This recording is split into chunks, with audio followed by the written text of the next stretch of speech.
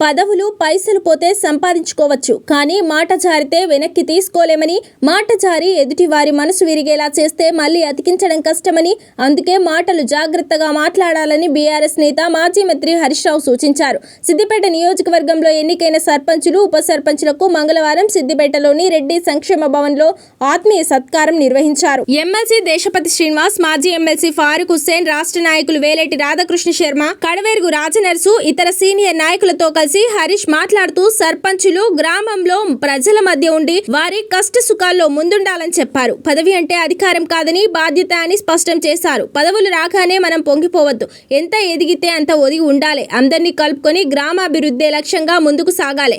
అప్పుడే ప్రజల మన్ననలు పొందుతాం, మరిన్ని ఉన్నత పదవులు పొందుతామని హితవు పలికారు. కేసీఆర్ కు భుజంలా ఉంటూ రాష్ట్ర స్థాయి పార్టీ కార్యక్రమాల్లో పాల్గొంటూనే సిద్దిపేటలో వారంలో 3 రోజుల పాటు మీతోనే ఉంటాను అని సర్పంచ్లకు, పార్టీ కార్యకర్తలకు భరోసా ఇచ్చారు. హాస్పిటల్, పోలీస్ స్టేషన్ సమస్య అయినా వాట్సాప్ లో ఒక మెసేజ్ చేయండి, నేను చూసుకుంటా.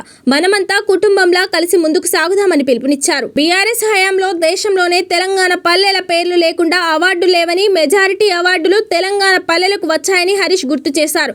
రేవంత్ రెడ్డి వచ్చాక 2 ఏళ్లలో పల్లెలకు అవార్డులు మాయమైపోయాయని ఎద్దేవా చేశారు. నాడు ఆదర్శంగా ఉన్న గ్రామాలు నేడు అధ్వానంగా మారాయని వాపోయారు. రేవంత్ రెడ్డి గ్రామాలను పూర్తిగా పంచాయతీ కార్యదర్శుల మీద వదిలేశారని తెలిపారు. గ్రామాల్లో సమస్యల పరిష్కారానికి వారు ఇబ్బందులు పడ్డారని, వారిని కూడా తప్పు పట్టలేమని చెప్పారు. పాపం ఆ పంచాయతీ కార్యదర్శులు వచ్చే జీతాలకు తోడుగా బయట అప్పులు తెచ్చి గ్రామాలకు పెట్టారు అని వాపోయారు. ఈ 2 ఏళ్ల కాంగ్రెస్ పాలనలో ట్రాక్టర్లలో ఆయిల్ కూడా మార్చలేకపోయారని, కనీసం సర్వీసింగ్ చేయించలేదని, డీజిల్ కూడా పోయించలేదని దుయ్యబట్టారు. కాంగ్రెస్ పాలనలోని 2 ఏళ్ల చెత్త అంతా కొత్త సర్పంచుల మీద పడిందని, అంతా బాగు చేయాల్సిన బాధ్యత కొత్త సర్పంచులపై పడిందని చెప్పారు. మీకు గ్రామాలు సమస్యల స్వాగతం పలుకుతున్నాయి, వాటిని అధిగమించడం ఒక ఛాలెంజ్. అట్లా అని అధైర్యపడవద్దు, ప్రతిదానికి పరిష్కారం ఉంటది. మనం కట్టిన పనులే మనకు వస్తాయి తప్ప ఢిల్లీ వాళ్ళు ఇచ్చేదేం ఉండదు.